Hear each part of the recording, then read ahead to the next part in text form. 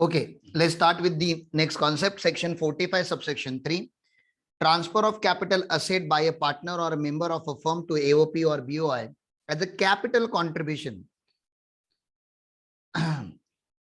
हमारे business world में ये बोला जाता है,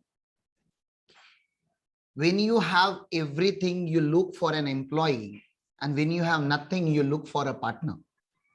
तुमको समझ रहा है क्या? When you have everything, when you have enough capital, enough intelligence, enough courage, when you have everything, you will look for an employee. पगार दे दो उनको, उनसे काम करा लो, game over. But when you have nothing, but you have an idea of running a business, you will seek for a partner. You look for a partner because you need a support. You need somebody who can share the responsibility. You need somebody who can take a charge along with you.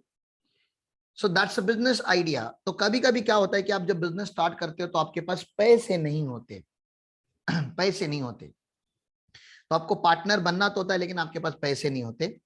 तो लोग क्या करते हैं, अब जैसे पकड़ लो, मुझे अगर कोई पार्टनरशिप फर्म प्रपोज करती कि सर आप हमारी फर्म में पार्टनर बन जाइए और आपको एक 20 लाख रुपए का कैपिटल लाना है. अब मैं बोलूंगा यार मेरे पास 20 लाख रुपया तो है ही नहीं, हाँ लेकिन मेरे पास, मैं बोलूंगा एक मेरे पास छोटा सा घर है जिसकी market value, fair market value approximately 25 lakh रुपया है, उसको मैं फर्म के नाम पे ट्रांसफर कर सकता है.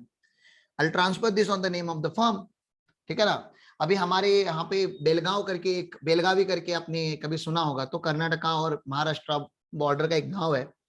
बेलगावी में एक बहुत बड़ी फार्मा की एलएलपी बन रही है, फार्मा एलएलपी. तो वहां पे जो कैपिटल कंट्रीब्यूशन आने वाला है ना, वो स्टॉक इन ट्रेड के फॉर्म में आने वाला है. सारे छोटे छोटे छोटे डिस्ट्रीब्यूटर अपना stock in trade as a capital contribute कर रहे हैं, क्योंकि उनको करोड़ करोड़ रुपया यहाँ पे मिनिमम 1 मिलियन शेयर का कैपिटल कंट्रीब्यूशन होने वाला है और ऐसे 6 पार्टनर मिलकर एक फर्म बनाने के ट्राई कर रहे हैं. तो we are talking about 5-6 crore rupees here. तो उतना पैसा नहीं ला सकते लेकिन वो कुछ असेट ला सकते हैं. अच्छा, अब उनकी फेयर मार्केट वैल्यू उनके हिसाब से 25 लाख रुपया है, लेकिन फर्म बोलती है देखो हम 25 लाख कंसिडर नहीं करेंगे, हम बुक वैल्यू जो है ना, हम जब एंट्री मारेंगे आपकी asset account debit to partners capital account, तो हम 20 लाख रुपए पे ही मारेंगे. तो ज्यादा सेंसिबल वैल्यू कौन सा है? जो वैल्यू पार्टनर बोल रहा है कि इसकी मार्केट वैल्यू 25 लाख है, वो ज्यादा सेंसिबल है, उसके एविडेंस आपके पास है, या जो वैल्यू पे फर्म ने रिकॉर्ड किया है वो ज्यादा मतलब रिलायबल वैल्यू है? कौन सी वैल्यू ज्यादा रिलायबल आपके हिसाब से? फर्म की वैल्यू कि पार्टनर की वैल्यू? बुक वैल्यू की मार्केट वैल्यू? ज्यादा रिलायबल वैल्यू कौन सी? हमें कैपिटल गेन निकालना है ना. सर कैपिटल गेन क्यों निकाल रहे हो? अरे पागल, ये दिख रहा है ये कैपिटल एसेट है और इसने पार्टनर ने फर्म को ट्रांसफर कर दिया है, ओनरशिप चेंज हो चुका है, तो capital asset transfer capital gain लगेगा, इतना तो क्लियर है. बदले में इसको पैसा मिला है क्या? रुपया मिला है क्या? क्या इसने सेल किया है फर्म को? नहीं. नहीं. बदले में इसको क्या मिला है? पार्टनरशिप का राइट मिला है. तो हमारे पास सब कुछ है, इसका कॉस्ट ऑफ एक्विजिशन है, पीरियड ऑफ होल्डिंग है, इंडेक्सेशन है, सब कुछ है. हमारे पास क्या नहीं है? हमारे पास खाली फुल वैल्यू ऑफ कंसिडरेशन नहीं है ना, स्टार्टिंग पॉइंट नहीं है हमारे पास. तो या तो मुझे मार्केट वैल्यू लेनी पड़ेगी या तो मुझे बुक वैल्यू लेनी पड़ेगी. दो वैल्यू दी है. तो मैं पूछ रहा हूं आपको, ज्यादा रिलायबल क्या लग रहा है आपको? ज्यादा आप कौन सी वैल्यू के ऊपर भरोसा कर सकते हो? फर्म ने जिस वैल्यू पे एंट्री मारा है वो वाली वैल्यू, कि जो पार्टनर अपने मुंह से खाली बोल रहा है कि इसकी मार्केट वैल्यू मेरे हिसाब से तो 25 लाख रुपया है. अब बुक वैल्यू ज्यादा रिलायबल है ना. तो यूजुअली हम full value of consideration market value लेते हैं यूजुअली, लेकिन capital gain is the chapter of exception. Her bar law पढ़ोगे एक्सेप्शन पढ़ना पड़ेगा, लॉ पढ़ोगे एक्सेप्शन पढ़ना पड़ेगा. Is filled with exceptions and exception and exception. तो यहाँ पे हम बुक वैल्यू को फुल वैल्यू ऑफ कंसिडरेशन लेते हैं. बस उतना ही मुझे बताना था, उसके ऊपर मैंने एक छोटू सा यहाँ पे क्वेश्चन बना के दिया आपको. Transfer of capital asset by a partner to firm as a capital contribution. Mr. Ram had to transfer his house to the Ram Patel and Associates on admission to the firm as a partner as a capital contribution. He acquired this property in 2009-10 for 8 lakh rupees. तो cost of acquisition मिल गया, period of acquisition में मिल गया. The fair market value of the said property as on 1st January 2021 was 60 lakh rupees. fair market value को यहाँ पे ignore करने के लिए मैं आपको सिखा रहा हूँ. The firm recorded house property in the books of accounts.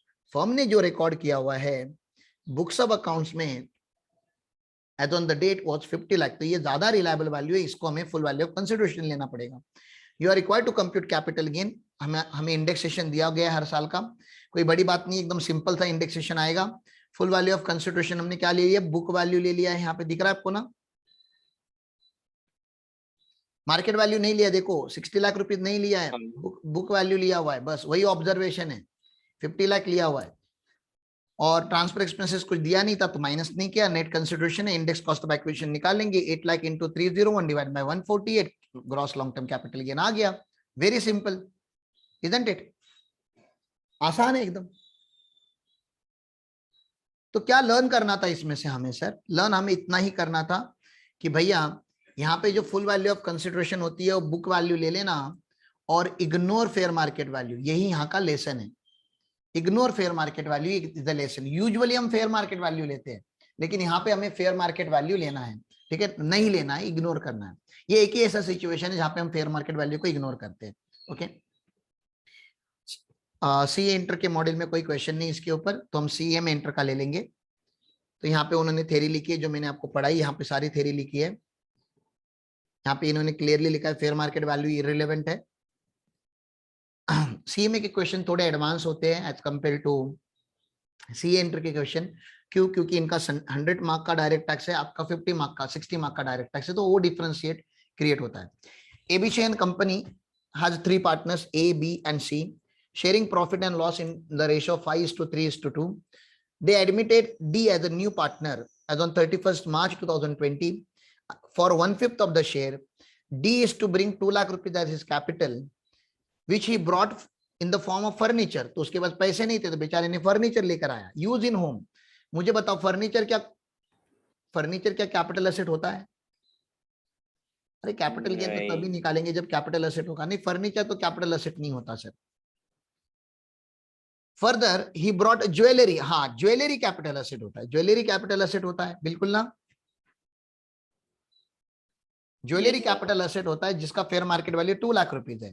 However such asset was recorded in the book at 1,50,000। तो बताओ ज्वेलरी का क्या लोगे, फेयर मार्केट वैल्यू लोगे कि बुक वैल्यू लोगे? Book value 1,50,000। 1,50,000 हम लेंगे। D acquired such jewellery for rupees 45,000 इन 2001। तो कुछ नहीं, बस 45,000 इंटू 301 डिवाइड बाय 100 कर दो, आपका इंडेक्स कॉस्ट ऑफ एक्विजिशन आ गया। फुल वैल्यू ऑफ कंसिडरेशन आपके पास पहले से है।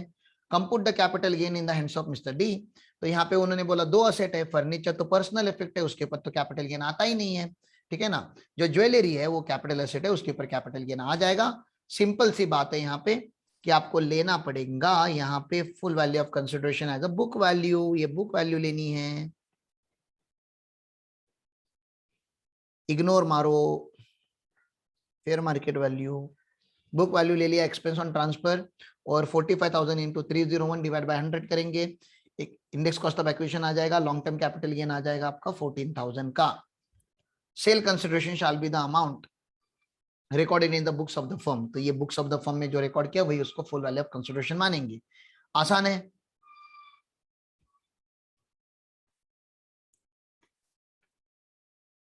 ठीक है, अब रिवर्स सिचुएशन, अब डिसोल्यूशन वगैरह जब होता है या जब रिटायरमेंट वगैरह होता है, डिसोल्यूशन या रिटायरमेंट होता है, तो फर्म असेट पार्टनर को देती है ना, फर्म अपने बुक में का असेट पार्टनर को देगी ना डिसोल्यूशन पे। Capital asset transfer by the firm on dissolution या रिटायरमेंट, जब भी पार्टनर छोड़ के जा रहा है तो असेट लेके जाएगा, तो असेट लेके जाएगा तो ईयर ऑफ ट्रांसफर पे टैक्स होगा, तो अभी फर्म के हाथ में कैपिटल गेन आएगा, बरोबर ना। अब ट्रांसफरर हमारा फर्म है, पुराने सिचुएशन में पार्टनर ने फर्म को असेट दिया था, अब फर्म पार्टनर को असेट दे रही है, बरोबर। अब इसमें ये पार्टनर तो इंडिविजुअल है, इसके बुक्स ऑफ अकाउंट्स वगैरह ऑडिट वगैरह होते हैं क्या कभी? यूजुअली पार्टनर है, इंडिविजुअल है, कुछ भी रिकॉर्ड कर देगा अनऑप्शन आप, इसके ऊपर रिलायबिलिटी है क्या आपकी? नहीं। तो इधर बुक वैल्यू इग्नोर करने का, सर बुक वैल्यू इग्नोर करना कोई बड़ी बात नहीं है, बुक वैल्यू ऐसे भी हम इग्नोर करते हैं। हमें जनरली जब भी आपके पास फुल वैल्यू ऑफ कंसिडरेशन नहीं होता तो आप फेयर मार्केट वैल्यू लेते हो, ये लॉ है हमारा, ठीक है ना। आपके पास अगर वैल्यू नहीं है तो फेयर मार्केट वैल्यू, ठीक है। लेकिन यहाँ पे इग्नोर बुक वैल्यू करने बोला है, रिवर्स सिचुएशन है बिल्कुल। पार्टनर ने जब फर्म को दिया तो बुक वैल्यू कंसिडर करनी है, फेयर मार्केट वैल्यू इग्नोर करनी है। फर्म ने जब असेट पार्टनर को दिए तो क्योंकि ये पार्टनर का बुक्स रिलायबल नहीं होता तो इसको इग्नोर मारो, क्योंकि ये फर्म होती है तो उसका ऑडिट वगैरह होता है। पार्टनर का कुछ नहीं होता, तो पार्टनर के बुक्स भी शायद मेंटेन नहीं होंगे, तो बुक वैल्यू कहां से लाएंगे? तो हमने बोला फेयर मार्केट वैल्यू ले लेना, फिर ऐसे केस में एज अ ट्रांसफर और उसके ऊपर कैपिटल गेन निकाल देना। ठीक है, तो इसके ऊपर भी यहाँ पे एक उन्होंने क्वेश्चन दिया हुआ है, क्वेश्चन फटाफट कर लेते हैं। Balance sheet of Roopchand Rathore and company as on 31 December 2020 as under. तो यहाँ पे लैंड है 60,000 का, बिल्डिंग है 80,000 का, ये क्या हुआ है कुछ, तो मशीनरी है 60,000 का, और रूप का 90,000 का कैपिटल है, चंद का 90,000 का कैपिटल है, वो थोड़ा अलाइनमेंट यहां से वहां गया हुआ है, और राठौड़ का भी 90,000 का कैपिटल है। तीन लोगों का कैपिटल 90 क्रेडिटर 50,000 के है, इन्वेस्टमेंट है 40,000 का, स्टॉक है 30,000 का, कैश एंड डेटर है 50,000 का। एडिशनल इन्फॉर्मेशन उन्होंने दिया on resolution of the firm, debtor and cash are applied in the payment of the creditor, तो वो सारे चले गए। तो ये देखो क्या क्या चला गया बैलेंस शीट में, क्रेडिटर चले गए, स्टॉक चला गया और डेटर चले गए, ये चला गया। अब बच क्या गया? तीनों कैपिटल एसेट ही बचे हैं, लैंड बचा है, बिल्डिंग बचा है और इन्वेस्टमेंट बचा है। तो बिल्डिंग तो डेप्रिशिएबल एसेट हो गया ना भाई, ये बिल्डिंग डेप्रिशिएबल एसेट है ना, ब्लॉक वाला method 10% PGBP. Land non depreciable है, इन्वेस्टमेंट नॉन डेप्रिशिएबल है। तो उनका भी एडिशनल इंफॉर्मेशन देखते हैं। लैंड है, बिल्डिंग है, मशीनरी है, इन्वेस्टमेंट है, स्टॉक है। स्टॉक का कुछ करना है नहीं।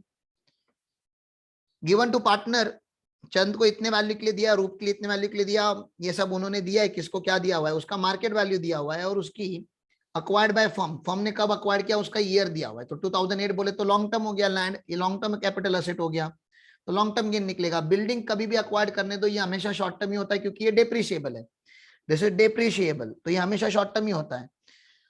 मशीनरी को तो छोड़ दो, मशीनरी भी क्या है, मशीनरी भी शॉर्ट टर्म ही है, डेप्रिशिएबल ही है। मशीनरी था ना, हाँ मशीनरी था, ये मशीनरी इधर था ना, ये देखो मशीनरी, ठीक है ना, 60,000 का है मशीनरी, ये भी डेप्रिशिएबल है, ये भी शॉर्ट टर्म कैपिटल गेन ही आएगा। इन्वेस्टमेंट 2004 में किया था, तो ये लॉन्ग टर्म आएगा। स्टॉक का हम कैपिटल गेन नहीं निकालते। Assume WDV of the block as per the IT act similar to that books of accounts. तो उन्होंने बोला ये जो बुक्स की वैल्यू जो दी है, ठीक है ना, ये जो ऊपर ये जो बुक्स वैल्यूज है ना, ये WDV है। इनकम टैक्स एक्ट की WDV होती है, और इनकम टैक्स एक्ट की होती है प्रैक्टिकल लाइफ में भी। तो WDV मिल गया आपको। WDV किसका किसका चाहिए था? सर WDV मुझे बिल्डिंग का चाहिए था और मशीनरी का चाहिए था, क्योंकि उनका WDV माइनस होता, उनका कॉस्ट माइनस नहीं होता, क्योंकि वो शॉर्ट टर्म है। बाकी लोगों का इंडेक्स कॉस्ट ऑफ एक्विजिशन लगा देंगे, मार्केट वैल्यू को हमको फुल वैल्यू ऑफ कंसिडरेशन लेना है। तो देखो लैंड का कैसे निकलेगा, लैंड कितने पे बिका है, लैंड का मार्केट वैल्यू 1,10,000, तो 1,10,000 आ गया। एक्सपेंस ऑन ट्रांसफर नहीं दिया है। लैंड अक्वायर्ड किया था 60,000 में, ओरिजिनल कॉस्ट 60,000 था, ये कॉस्ट ऑफ एक्विजिशन है। और ये अक्वायर किया था 2008 में। अब 2008 में क्या था, अभी आपको ट्रांसफर करना है, तो multiply by 60,000 multiply by 301 divide bye 137, CI of transfer year divide by CI of acquisition year. ये समझ में आया आपको? आपके पास लॉन्ग टर्म कैपिटल लॉस आया, लॉन्ग टर्म कैपिटल लॉस आया। क्लियर है ना? ये तो सिंपल है यार, कोई चीज नहीं, खाली यहाँ पे फेयर मार्केट वैल्यू ली है बस। इन्वेस्टमेंट का मार्केट वैल्यू 70,000 का है, इन्वेस्टमेंट का कॉस्ट ऑफ एक्विजिशन था 40,000, 2005 में लिया हुआ है, तो वही 70,000 multiply by 301 divide bye 113, CI of transfer year divide by CI of acquisition year. यहाँ पे भी लॉन्ग टर्म कैपिटल लॉस आया। मुझे नहीं पता आगे क्या आने वाला है, लेकिन अगर शॉर्ट टर्म कैपिटल गेन आया, तो मैं एक इंपॉर्टेंट क्वेश्चन पूछ लेता हूं। आपके पास लॉन्ग टर्म कैपिटल लॉस पहले से है, आगे जाके अगर शॉर्ट टर्म कैपिटल गेन आया, तो ये दोनों सेट ऑफ हो सकते हैं क्या? क्या लॉन्ग टर्म शॉर्ट टर्म के सामने सेट ऑफ होता है? नहीं, बिल्कुल नहीं। वेरी गुड, नहीं होता। बहुत बढ़िया, आपका आंसर आ गया आयुष। सर नहीं, ये सेट ऑफ नहीं होता, ठीक है ना। लॉन्ग टर्म शॉर्ट टर्म के सामने सेट ऑफ नहीं होता। Long term capital loss can be set of only against long term capital gain, ये याद रखना है। कभी कभी क्वेश्चन वो वाला पार्ट भी टेस्ट कर चले जाता है। यहाँ पे लकीली दोनों ये लॉस ही आए हैं, तो यहाँ पे तो क्या करना है, कुछ नहीं करना है, सेल वैल्यू में से WDV माइनस करना है, लॉस आ जाएगा। सेल वैल्यू में से WDV माइनस कर दो, लॉस आ जाएगा। और ये हमेशा शॉर्ट टर्म ही होता है। सर फिर वो स्टॉक का क्या करेंगे? वो तो PGBP में आता है टैक्सेबल, स्टॉक कैपिटल गेन में थोड़ी ना क्या टैक्सेबल होता है, स्टॉक तो PGBP में टैक्सेबल हो जाएगा। और इन्होंने यहाँ पे लिखा है agreed value shall have no impact. ये जो वैल्यू अग्रीड की गई है यहाँ पे, ये गिवन टू पार्टनर, ये जो वैल्यूज है ये अग्रीड वैल्यू है, ये बुक वैल्यूज है, ये जो भी वैल्यूज है इसका कोई लेना देना नहीं है। लेना देना मार्केट वैल्यू का होता है, यहाँ पे मार्केट वैल्यू इंपॉर्टेंट होती है। बोलो क्लियर है?